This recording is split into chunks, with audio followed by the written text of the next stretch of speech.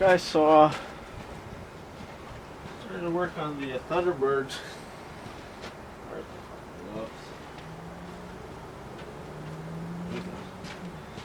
I'm just giving it a general checkup.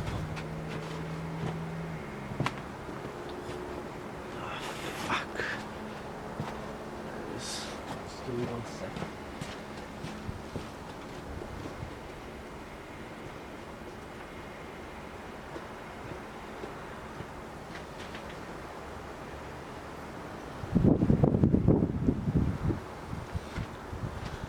A few months ago, the car did start up, but the weather was warm, and this battery was good back then. And now with the freezing weather, it's unable to start the car. It's completely dried out. I mean, like, not dried out. How can I put it? Depleted of its energy.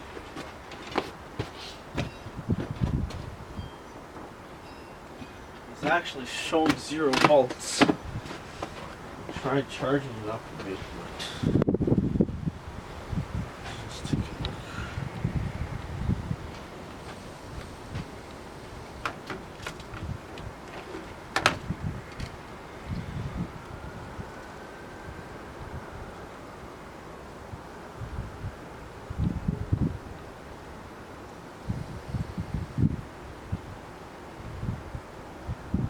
It says 4.3 volts. It's supposed to be 12 volts. I might just let it charge overnight, but pretty sure I'll have to buy another battery, new battery.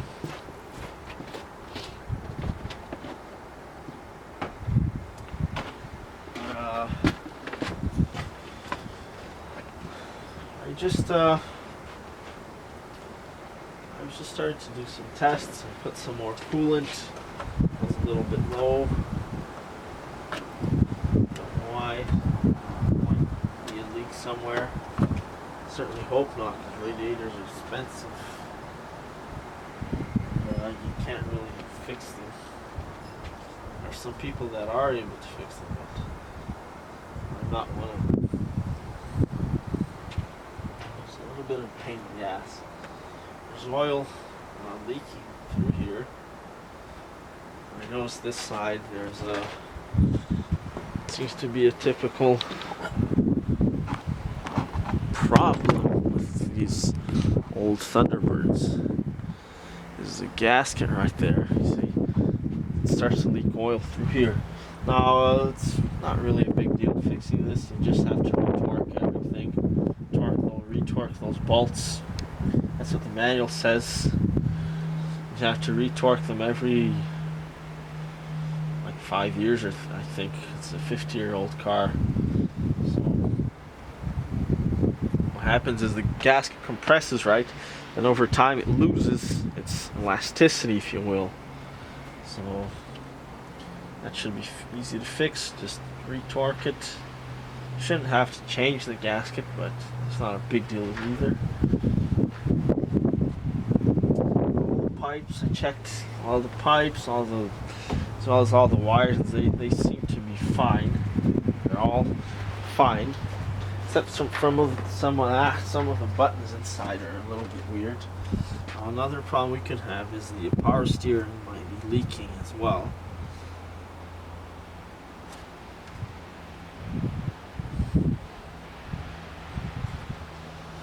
But this pump, as you can see, is easy to move, easy to fix. Might be just a little seal on the shaft that needs to be replaced. I did this on another Thunderbird. There's the power steering pump, that red one. And of course we'd have to get all this painted and all that. Was I going to show you something else on this? There's these two coolant lines that go to the transmission. The transmission also needs to be cooled. The brakes, interestingly enough, are a single single reservoir type. Funny, my Rambler is 3 years older than this car. It already had the double reservoir.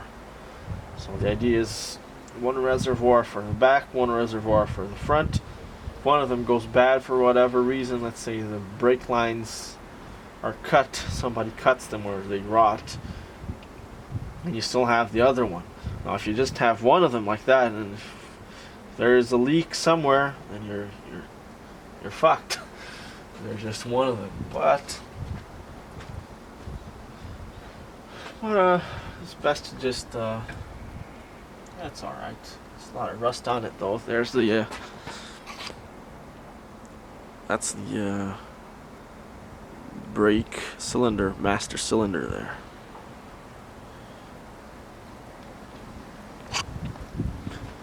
Overall, still a fairly simple car on the engine bay, except for the inside, which gets a little bit crazy because there's wires for battery, for radios, power windows, power this, power that. But I checked the wires inside and everything is nice, no rotten wires. I think my biggest problem is outside. And I'll show you guys why. See, working on cars is almost like being a detective. See these things here? This right away tells me that somebody fiddled around with this. So right there, because this is not how it would have originally came in. And I don't like these things because, oh yeah, see that?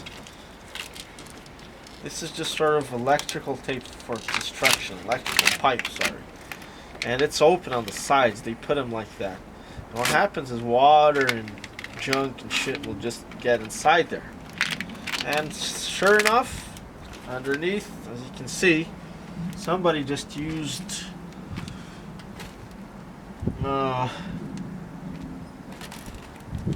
black tape, electrical tape, to just go around these wires. Fuck, they must have used a roll this big. Man, it's a lot of electrical tape everywhere.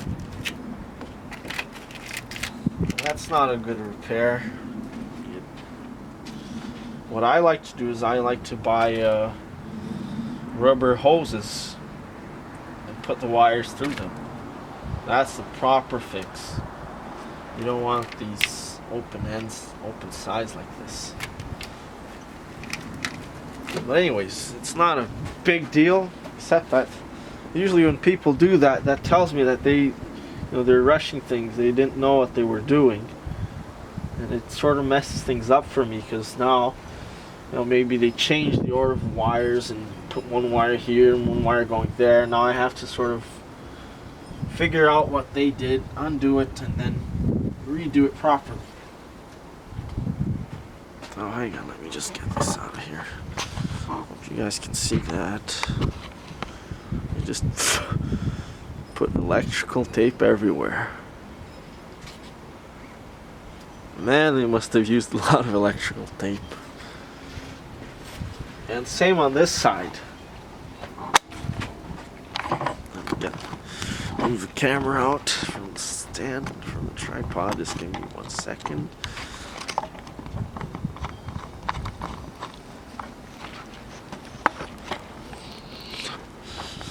So yeah, as you can see there, all the way around, this looks like it's the main wiring for the inside of the car. You have this wiring going to the ignition switch, to the distributor, and the ignition coil. That's the ignition coil right there. That's the distributor. See, the wires are in good condition.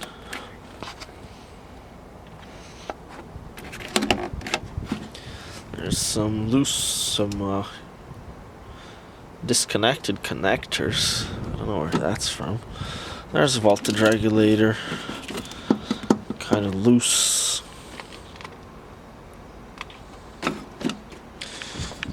See, they put them zip ties on the hoses there. And of course, that hose is just loose right there.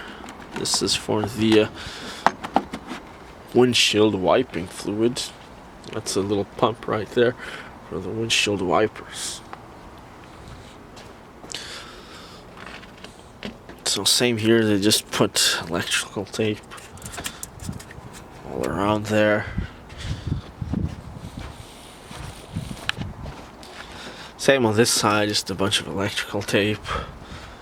Let's see where that goes. Yeah, that goes into the firewall.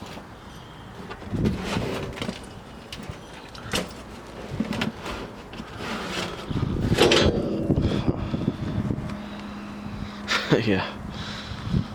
What the hell? Somebody just put a bunch of glue and silicone on this here. Pretty good stuff though, it's alright.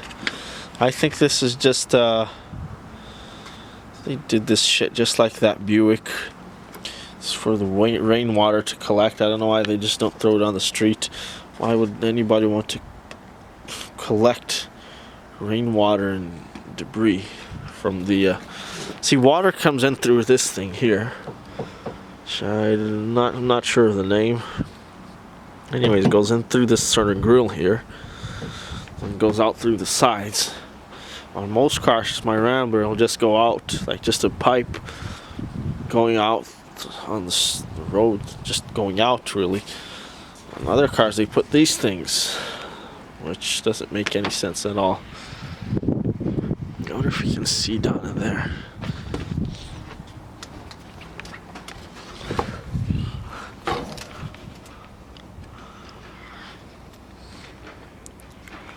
There's a little relay, probably for the wipers, I should think. Wiper controls are mechanical. Probably water coming in through there. Those little holes. Should probably put some silicone on them. Check the transmission. The transmission line's way down there.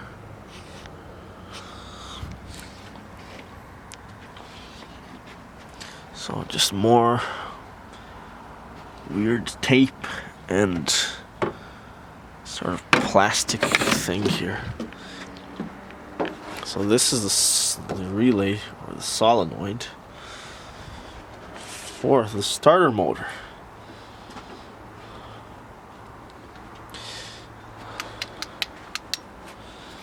Now the weird thing is, so yeah, same, they just got some weird wires going to it. Now you'll notice that when even though the ignition switch is off, when I connect the battery post, should be a click. Okay, not anymore. It was clicking. That's weird. That's what I was going to show you. One of the first things we got to do is get a new battery and possibly just buy a new starter as well.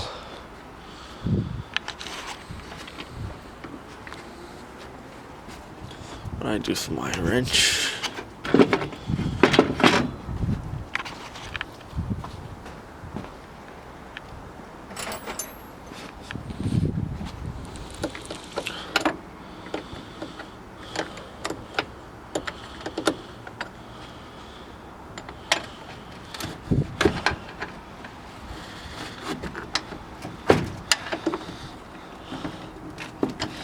Be very careful when you're doing this, because I don't know if you can see this, but that's positive and this is negative ground here.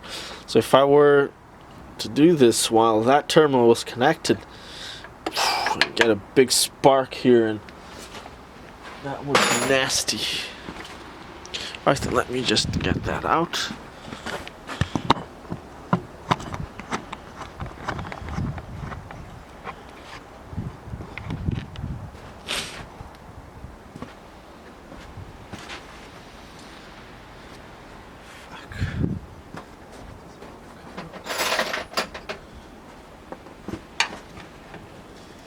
Gotta change these things as well. These lead ones are no good. Just get distorted and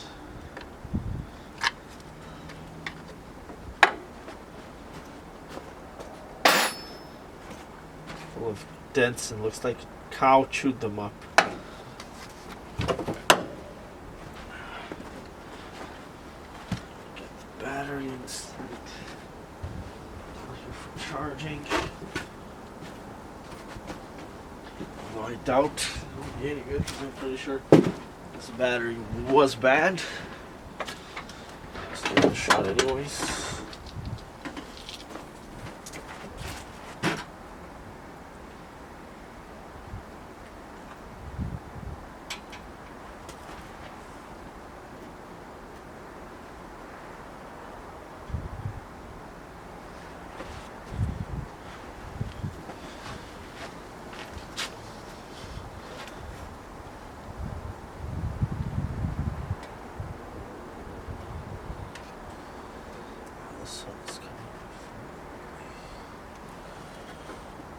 I'm just gonna go ahead and buy a new relay as well. They're not expensive. Yeah, before I start checking anything electrical, just power windows, gauges, and all that, we gotta have a decent battery.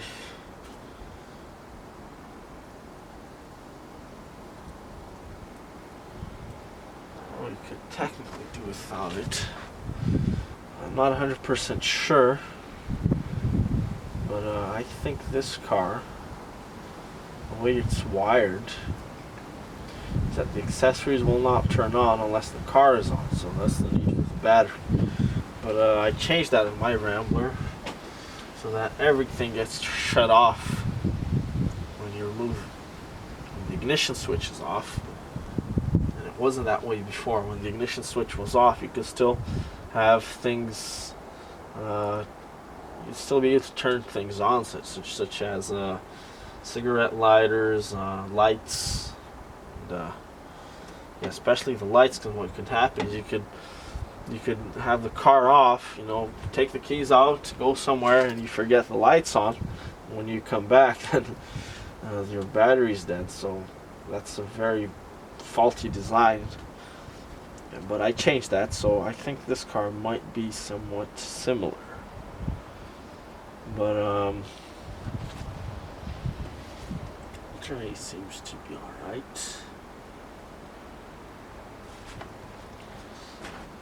Some wires going everywhere.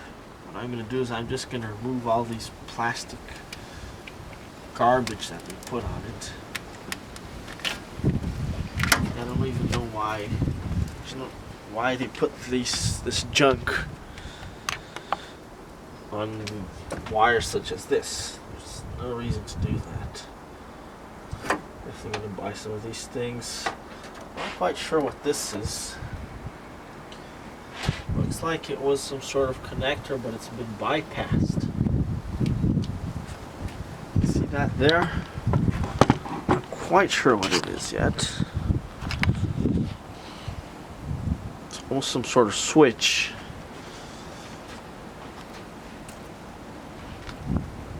You see, these two are separated with insulation. I guess maybe there was a fuse here.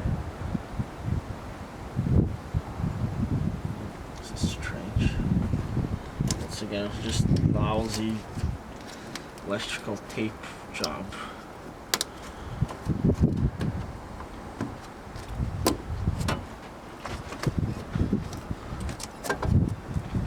Yeah, you see, somebody bypassed this. It's probably a fuse here. Somebody just used this wire here to bypass it, which is not really good. That's a bad sign. See there?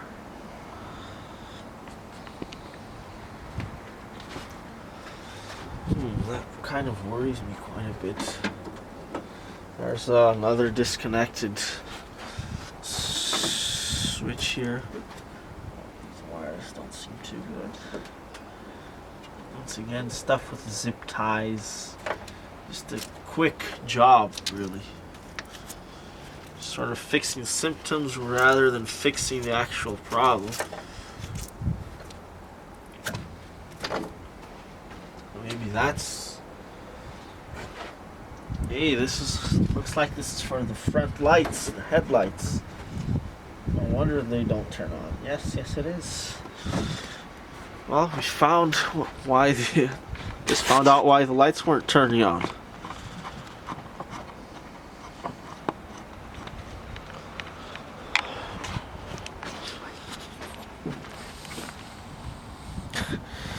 There you have it. See, and that's for the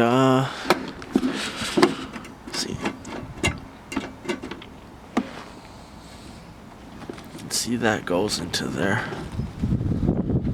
It's for that guy there, which is the headlamp.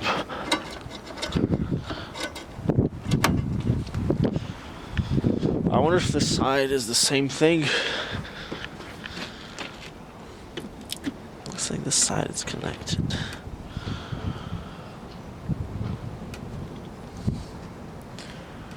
The manual does help, so I will buy the manual as well. Oh, that's a very bad sign right there. That part of the electrical. See, that was an electrical sort of these things here. I don't even know what the fuck you call them. They're definitely going, or not staying.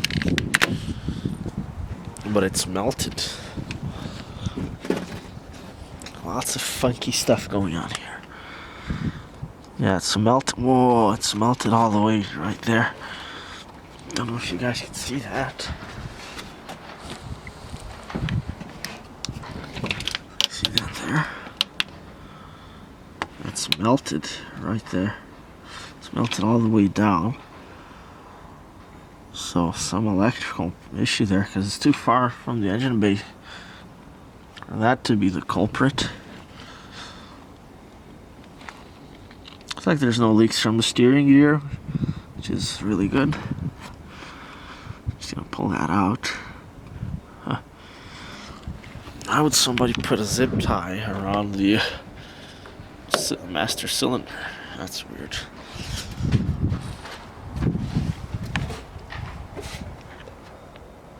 To hold this hose here. Alright. Fair enough.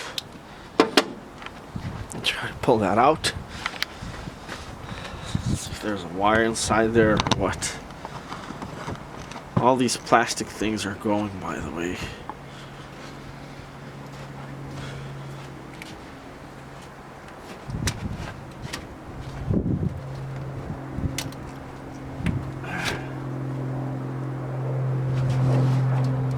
There's definitely some wires inside it.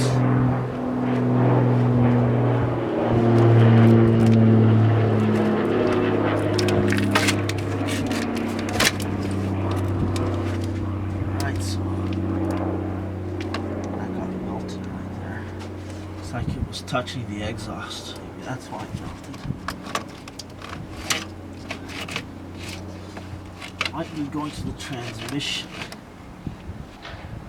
I'm gonna get my crawler later. But yeah, this is melted here. Maybe some wires still seem to be alright, but just have to remove that shit to make sure. Right, I guess that's it for now. That's it for the general checkup. A little bit of an idea what's going on.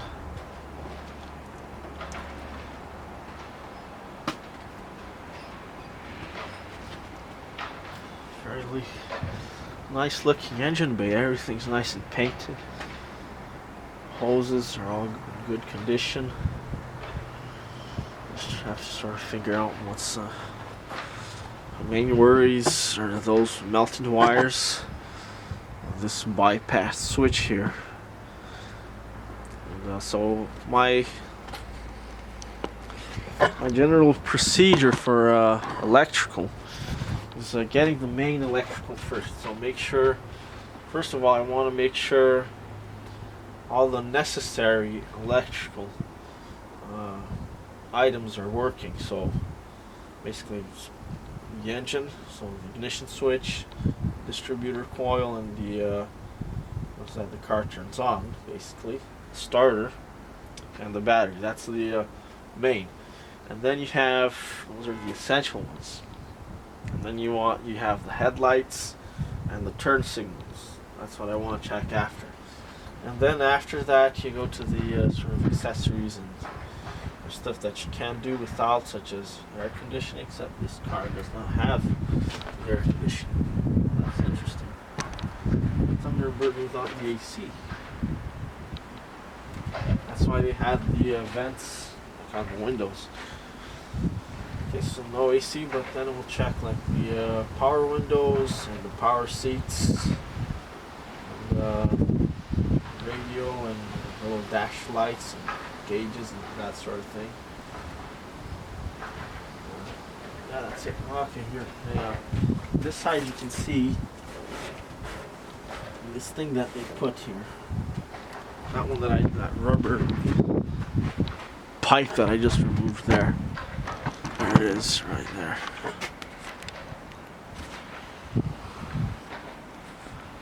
Zoom in, will you? See it there?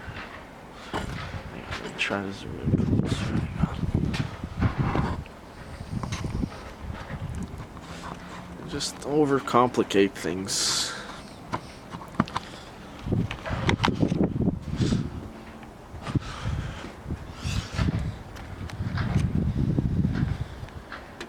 So there it is right there. So that just collects the water that comes in underneath this. Now you see that thing, it's because it's rubber, it's so old, it's probably got clogged up, so which means that the water stays inside here and probably might have caused, or if it hasn't caused yet, it will cause in the future, rust holes. Just one small, apparently small thing leads to something quite disastrous, and then of course the water starts to get in through there and starts to ruin the carpet, then ruin the floor, and you know, from that everything goes down to hell. But yeah, alright, I think that's it for now. You're welcome for watching. I normally say thank you for watching, but actually you're welcome. It's so nice of me to show you guys this video, huh?